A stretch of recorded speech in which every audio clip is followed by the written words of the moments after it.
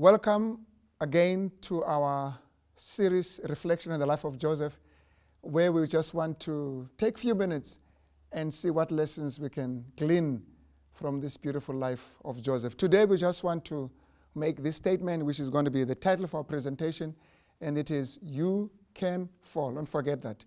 You can fall. Human beings are capable of falling. One of the reasons why the devil is able to tempt us and can tempt us, it is because we can fall. You see, if we could not fall, temptation would be useless. Let's come back to Joseph. When Mrs. Potiphar says to Joseph, come lie with me, when Joseph is thrown in prison, when Joseph meets his brothers, when Joseph is exposed to the luxurious life, to the luxury and the pleasant life and the pleasures of Egypt, it is because he could fall. There were chances that he could fall. You see, the devil doesn't throw us into a temptation when he is 100% sure that we cannot fall. For example, I cannot be tempted to jump to the moon. I can't. No way I can jump to the moon. So the devil cannot come to me and says, Pastor Papu, I'm going to tempt you to jump to the moon. He cannot do that because there's no way I can do it. But what the devil does is he studies human beings, he studies you, and he says, here there's something that I can use and I can be able to tempt this person. Look at the life of Joseph for a while. Mrs. Potiphar comes. Let's take Mrs. Potiphar now, this scene as our illustration. Mrs. Potiphar comes. He says, lie with me. Why would Mrs. Potiphar say that? Because one, Joseph was a man. Obviously, he was heterosexual. Because if he was not, he would have said, I don't lie with women, I lie with men. He was heterosexual. He was a man. He was biologically matured. He was alone. He was single. He was not married. The guy had been there for almost 10 years. There's no one. So when Mrs. Potiphar says, lie with me, it is because in the heart of Joseph, there was an innocent longing for a partnership, an innocent longing for an embrace with the opposite sex. Remember, he was created by God. And as created by God, he was a sexual being. So when the devil throws Mrs. Potiphar into this whole context, it is because the devil is trying to manipulate. He's trying to lead Joseph to a point where he fulfills innocent desires, but illegitimately. And so he says, there's a desire. According to James, for a temptation, you need this formula, a desire, and then which is inside, and then externally, enticement. So the enticement, you are enticed to fulfill the desire. And the desire does not have to be ugly. Of course, some of the desires are ugly, because if you have an ugly desire, already you've fallen. But the desire does not have to be ugly. It can just be a natural human desire. Look at Christ, for example. Christ is thrown into the wilderness, and the devil comes to tempt him. And he says, turn these rocks into bread. Now, of course, that wouldn't be a temptation to me, because I can't even turn rocks into bread. Temptation for me would be, steal this bread from Pick and Pay. That would be temptation, but not turn these rocks. But for Christ, because he was God, for Christ, because he had the power to turn rocks into bread, that was a temptation, because he could do that. But not only that, he was hungry. He was hungry. So the proposition of turning bread, of rocks into bread, was not bad after all, because he would actually fulfill his hunger. Now, if the devil is going to come to you and you have just eaten, you are full, and he says to you, go steal bread. Oh, please, who wants to steal bread when he's okay? So you can't have an enticement that does not answer or respond to a desire. A young man who's lonely in a restaurant, in a hotel alone, or in a dormitory, res alone, and a woman comes, that would be enticement. You are without a job, you have no money, and there you see an opportunity to steal money. There you have it. You've got the need, there's a desire, I need clothes, I need comfort, and then there's a temptation for you to do that.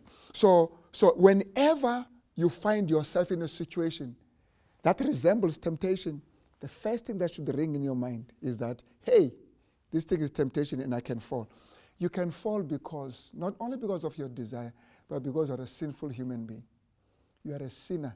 You have been born into sin, and sin is attractive. Now, I'm not saying when I say you can fall, I'm not saying you must fall. I'm saying you must realize that you can fall. Because when you realize that, you will do what Joseph did. When the woman decreased the distance between herself and Joseph, Joseph increased it by running away.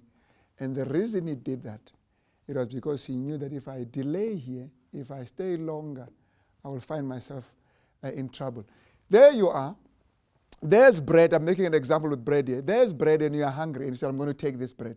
If you keep staring at that bread, you will end up stealing the bread. But if you remove yourself from the enticement because of the desire and move away, usually you will conquer. So what must we do? Number one, realize that we are human beings that can fall. It doesn't matter whether you're the pastor or the kid or the child of a pastor. Or the relative of a pastor. It makes no difference. You can fall. So what does that tell me?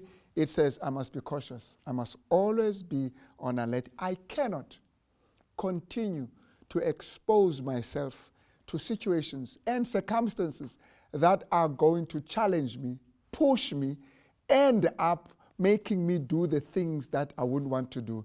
One of the reasons why Peter started drowning, you remember when Peter was walking on the sea, the disciples, his friends, were in the boat. He starts walking on the sea, steps off, and he thinks he's going to fall. He doesn't fall.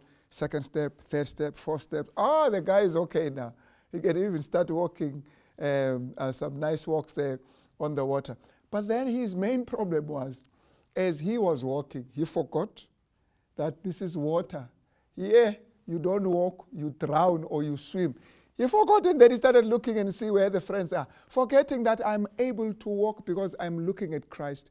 I'm able to walk because Christ has said I must come. I'm able to walk because my faith is riveted. It is focused on Christ.